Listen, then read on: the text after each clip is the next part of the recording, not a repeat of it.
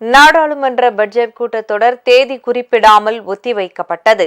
கடைசி நாளில் பிஜேபி மற்றும் காங்கிரஸ் அமளியால் எந்த அலுவல்களும் நடைபெறவில்லை. நாடாளுமன்ற பட்ஜெட் கூட்டத்தொடரின் இரண்டாவது அமர்வு மார்ச் 10ஆம் தேதி தொடங்கியது. இதில் வங்கி சட்ட திருத்த மசோதா, குடியேற்றம் மற்றும் வெளிநாட்டினர் சட்ட திருத்த மசோதா, ரயில்வே சட்ட திருத்த மசோதா மற்றும் வக்ஃபு சட்ட திருத்த மசோதா ஆகியவை நிறைவேற்றப்பட்டன. மேலும் மணிப்பூரில் குடியரசுத் தலைவர் ஆட்சி பிரகடனம் செய்யப்பட்டதற்கு நாடாளுமன்றத்தின் ஒப்புதலும் பெறப்பட்டது.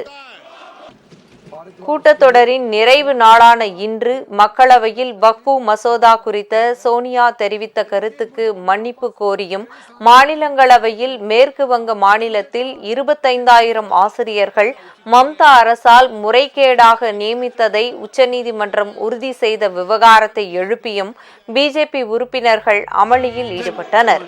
இதனால் இரு அவைகளிலும் எந்தவித அலுவல்களும் மேற்கொள்ளப்படாமல் காலவரையின்றி ஒத்திவைக்கப்பட்டன.